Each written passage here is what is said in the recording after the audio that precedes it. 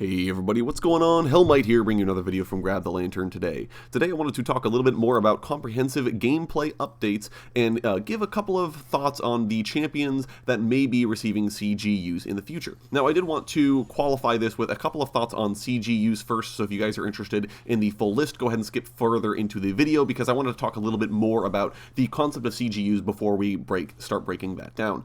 Now CGUs I think are an interesting idea, but I'm not sure how viable they actually are for Riot to do. For those of you who are curious, a CGU, or Comprehensive Gameplay Update, is aimed at addressing champions who fit one of the following two categories. Either champions with high-quality art or theming that's bogged down by an unfluffy playstyle, or complicated gameplay issues that can't be resolved by mid-scope updates like the one done to Tahm Kench. Those are what CGUs are aimed to address, and as an example, the announced CGU that Riot gave us during the April Champion Roadmap was for Aurelion Sol.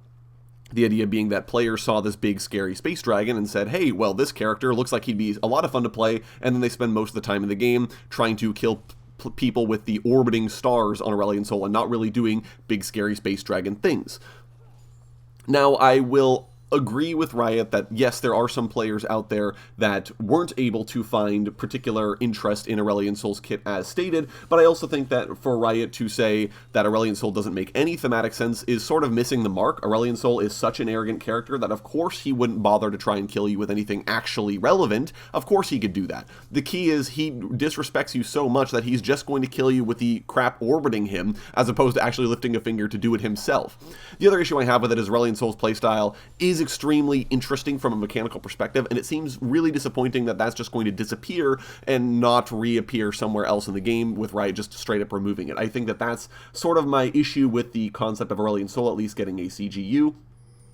In the first place, but I've talked more about this on the past, so I won't harp on it.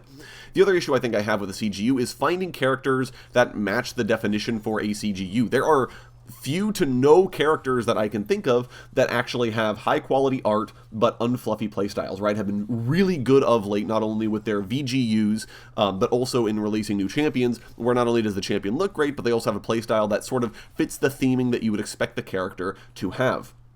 Renata Glask, for example, is a businesswoman, a shady businesswoman, and basically everything she does sort of makes sense with that theming and with that playstyle, especially with very thematic abilities like Bailout or Hostile Takeover. Instead, the second definition of a CGU is what we're going to have to look at, and this is doubly true because of the concept of VGUs, right? A lot of characters that would be available for a CGU, characters that look good but also need significant changes made to their kit, like Skarner, for example, those characters are going to get a VGU. So it sort of raises the question of why then does this comprehensive gameplay update concept exist when a lot of the characters who need it are characters that are going to need a full VGU in the first place. But either way, with all that out of the way, the characters that are most likely to get a CGU are those that follow with the second category, which is that they have complicated gameplay issues that can't be resolved by mid-scope updates in a similar fashion to Tahm Kench or Xinjia or Diana before, right? Tahm Kench, the only real changes Riot did were swapping his W and his R. They obviously made some small mechanical tweaks to the rest of his kit, but generally speaking, the only major change they made was swapping two abilities.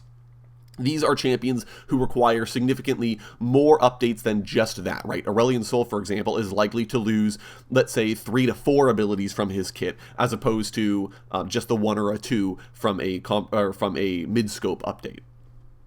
And these are characters that generally have had historical balance issues, right? They've been on the balance roller coaster, they've been really hard for Riot to actually get correct, and as a result, they have generally not held up their end of the bargain. So, with all that said, let's go ahead and take a look at the characters that I think are most likely to get a CGU, should Riot decide they want to continue doing these kinds of updates. The first character is Vladimir. I feel like Vlad has had constant balance problems, especially with how difficult his drain tanking playstyle can be, right? Have literally said they would not make a champion like Vladimir nowadays, knowing how hard it is to make a champion who has lots of healing but also uses health as a resource. It's been a very difficult thing for them to actually do, and Vladimir has necessarily suffered as a result. I think part of the issue is trying to push that playstyle in a way that makes it feel impactful without feeling overwhelming. If Vladimir has very powerful abilities to drain lots of his own health for lots of damage, that means he necessarily has to have a lot of healing to go along with it, which then means that if his healing has no cost, he just gets to press buttons outside of combat and heal himself back to full, and he's not paying a lot of a price. But the other problem you run into then is that if Vladimir has very powerful abilities that do a lot of damage, but also big bursts of healing, it makes him overwhelming in lane. If you take it the other way around, though, he just feels pretty not interesting to play across the board. As a result, I think it would make a lot of sense for Riot to sort of take Vladimir back to the drawing board and sort of look a little bit harder at what it is exactly that that Vladimir is supposed to be about. I think giving him some kind of a resource would go a long way towards making Vlad feel less, a little bit better to play against in lane would be my guess. That way he can't just sort of drain you off cooldown and constantly top himself up. And then you have the ability of giving him slightly better abilities baseline because of the fact that he eventually will run out of a resource. I think there's a possibility of tweaking some of his other abilities, especially Transfusion, which is just exceptionally frustrating to play against. But I think he's probably a good candidate for a CGU. Heimerdinger, I think, is the character that best exemplifies what I would expect out of a comprehensive gameplay update. Heimer is not really adapted for a modern League of Legends landscape. He has an extremely static gameplay, which makes it difficult for Heimer to have an effect in a environment where mobility is king and fights can drag all the way from river to a team's inner turret on occasion, right? If Heimerdinger's setting up 3 turrets in an area and then the fight moves at all, Heimerdinger just straight up loses an entire button off of his keyboard. He no longer gets a basic ability because, well, he left all his turrets behind. And part of the issue as well is that turrets have essentially no counterplay against when they're used against melee champions. It's all but impossible for melee champions to walk into turret range, getting shot by the turret the whole time, and kill them, especially when eating Heimerdinger's damage at the exact same time. Heimerdinger's autoing them, he's hitting them with spells, and because his spells charge turret lasers, the turret then is hitting the melee champion harder, and if there are any other turrets that are able to hit that melee champion as well, you kind of get why this is just a non-winnable situation for melee champions. But on the flip side, Heimerdinger's turrets against ranged champions are trivially easy to deal with. Unless he has multiple turrets out at the same time, they're just going to get picked off from range, and there's really nothing that Heimerdinger can do to protect them short of throw his fairly telegraphed skill shots at enemy champions and hope that he's somehow able to bully them away from his turrets. Heimer also lacks big, impactful plays.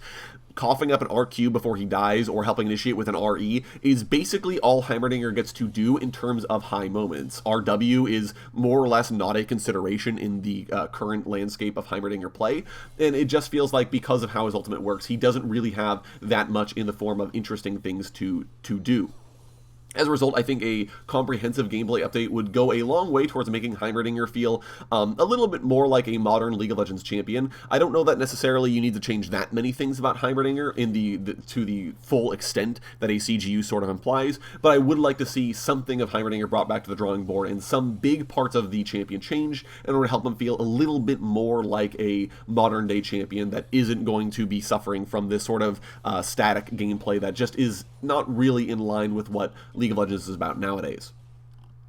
Finally, for my third choice for a CGU, I would love to see Elise taken back to the drawing board. For a Spider Queen, I feel like Elise spends precious little time actually minion-mancing and a lot more time throwing cocoons at people. I think visually she still looks fine for the most part. There are some things I would like to change about her, but I can't complain ultimately too much about where Elise's visuals are at.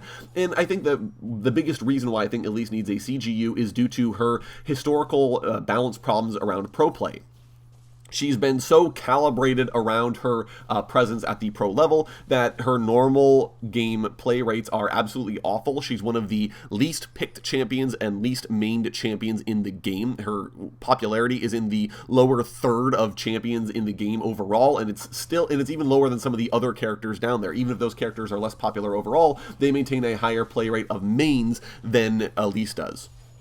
I would love to see Elise sort of taken back to the drawing board and given a little bit more of a focus on the minion mancing to make her feel not only more flavorful, but also just to have a better playstyle overall, and I would love to see a lot more done with this character.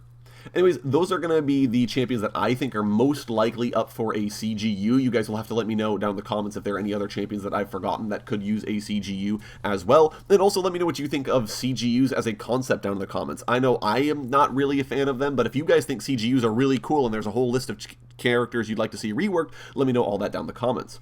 If you enjoyed the video today, go ahead and leave it a like, and if you really enjoyed the video, consider subscribing. I upload a video every Monday, Friday, and on patch days as well. Once again, thank you guys so very much for watching. I do appreciate it. And I'll talk to you all later.